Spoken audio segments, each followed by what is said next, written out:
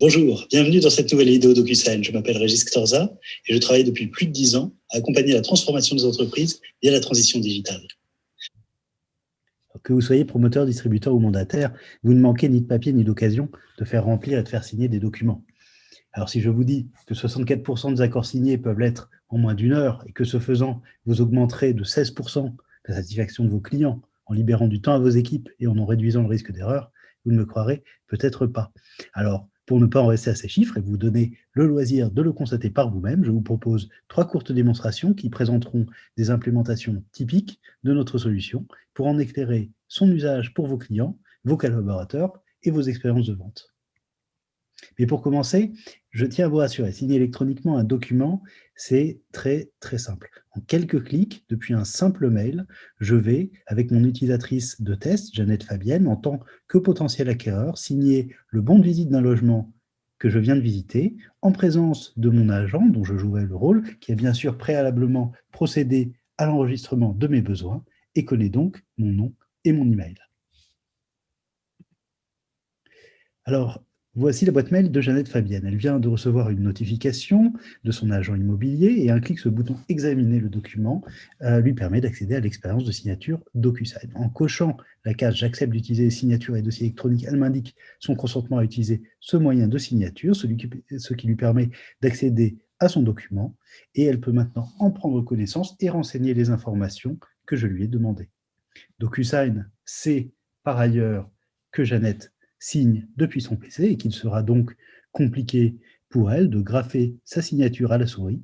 DocuSign lui propose donc de choisir un style de signature parmi la collection des styles proposés par la plateforme. Et voilà, un clic sur le bouton terminé et la signature de Jeannette est enregistrée. Alors vous l'aurez compris, signer un document, c'est assez enfantin, mais pour autant, qu'en était-il pour mon agent? A-t-il dû passer des heures à préparer son document? Saura-t-il le retrouver dans un mois, dans un an, dans 5 ans? Soulevons ensemble le capot de la plateforme et essayons de comprendre ce que DocuSign met à notre disposition. Et pour cela, commençons par découvrir ensemble de quelle manière l'agent a émis le document. Alors, voici l'interface du compte DocuSign dans lequel, en tant qu'agent, j'ai procédé à l'envoi du bon de visite. Pour ce faire, j'ai utilisé un modèle préenregistré. Ce modèle me demande de renseigner un certain nombre d'informations, notamment mon nom et mon adresse email, ainsi que celui de ma cliente, afin de nous permettre de nous notifier et de nous inviter à compléter les informations requises. J'ai bien sûr ici tapé mon nom et mon adresse email ainsi que celui de ma cliente, et j'ai également la possibilité d'ajouter un message personnalisé en sus du message par défaut prévu par le créateur du modèle. Alors, vous vous demandez peut-être pourquoi je me suis mis en premier destinataire.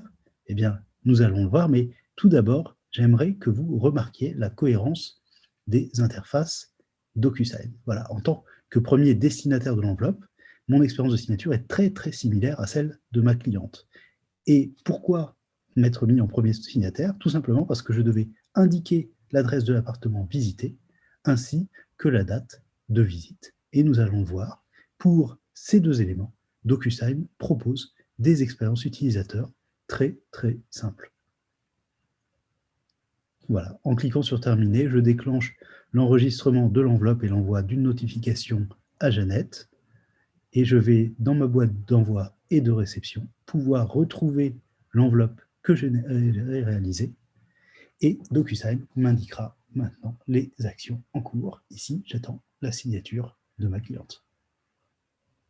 Voilà. Alors, essayons maintenant de pousser un petit peu plus loin la découverte de la plateforme en comprenant comment le modèle a pu être constitué. Pour cela, je clique sur « Créer un nouveau modèle », j'inscris un nom, puisque mon modèle est une enveloppe réutilisable, je vais donc le nommer, et j'y ajoute mon bon de visite type que nous allons voir apparaître ici, le voici. Et en regard de ce bon de visite, je vais venir ajouter les destinataires. Alors, mon premier destinataire, c'est bien sûr l'agent, et mon deuxième destinataire, c'est l'acquéreur. Alors, je peux préciser un message type, un petit peu plus bas. Voilà, je vais le renseigner ici. Bonjour, merci de remplir et de signer ce document, ce bon de visite. Je peux même ajouter une petite formule de politesse. Voilà.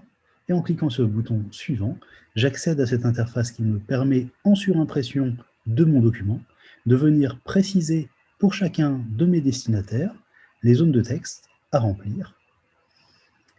Et vous le voyez, la collection de champs est assez impressionnante. J'ai à la fois des champs de texte, mais également des champs calculés, comme la date de signature, voire même des champs de formulaire de type case à cocher, liste déroulante ou bouton radio. Voilà. Il ne me reste plus qu'à ajouter des règles de validation et, bien sûr, à ajouter les champs de signature. Je précise le lieu de la signature au moyen d'un champ texte et j'applique le champ signé que j'aligne avec le champ désignant le lieu. Voilà, il ne me reste plus qu'à enregistrer et fermer mon modèle qui est maintenant utilisable. Et maintenant, pour terminer, une démonstration plus intégrée présentant la signature d'un contrat de réservation depuis l'espace conseiller d'une agence de prestige. Alors voilà, me voici sur la page du site internet de mon agence. J'y fais la promotion des biens que je propose et j'y donne mes conseils pour investir au mieux. Il y a quelques semaines, un couple d'acquéreurs m'a contacté pour faire l'acquisition d'une propriété. Je suis aujourd'hui en agence avec le mari pour la signature du bon de réservation, qui doit également être signé par madame, qui est pour quelques mois en déplacement à l'étranger. Alors je me suis logué pour procéder à la réservation, j'ai sélectionné mon bien et je dois maintenant procéder aux dernières étapes. Vous le voyez, j'ai déjà enregistré le couple d'acquéreurs. Il ne me reste plus qu'à préciser leur situation, en face à face pour le mari, à distance pour madame, et je vais pouvoir procéder à la signature électronique. Le premier acquéreur est en face de moi. La frame DocuSign s'intègre complètement à l'esthétique de mon site web, et je vais pouvoir, comme je l'ai fait précédemment, venir remplir le document, noter la conditionnalité des champs qui me permet ici de choisir la situation de famille et en regard de cette situation de marquer la date du mariage et le lieu. Je retrouve également cette conditionnalité de champ lorsqu'il s'agit de définir si le bien fera l'objet d'un prêt ou non. Et, ma foi, pour le mari, une signature avec choix d'un style très simple, mais ici, puisqu'on est sur un montant d'engagement plus important et évidemment un montant de risque également plus contraignant, j'ai choisi une signature avancée qui est sanctifiée par la position d'un code à usage unique reçu sur le téléphone du mari. Je laisse rentrer son code. Voilà. En sélectionnant cette case, il déclenche la signature électronique. Le document est donc signé par le mari. Il ne me reste plus qu'à obtenir la signature de sa femme. Alors, jouons justement son rôle.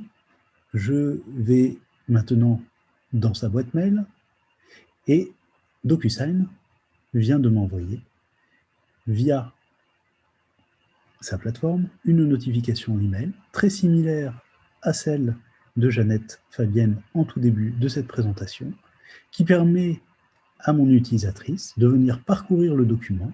Elle voit au passage les différentes données qui ont été renseignées par mon système et par son mari, et elle va pouvoir à son tour choisir son style de signature. Voilà. Signature électronique avancée, à distance, sanctifiée également par l'envoi d'un code à usage unique, code que notre utilisatrice renseigne tout de suite et qui en cliquant sur le bouton signer va lui permettre de finaliser la transaction. Voilà, mon bon de réservation est maintenant totalement finalisé. Il ne me reste plus qu'à y associer les derniers documents avant de l'envoyer à un notaire. Voilà, j'espère que ces vidéos vous auront convaincu de l'intérêt de la plateforme. Retrouvez-nous vite sur www.docusign.com.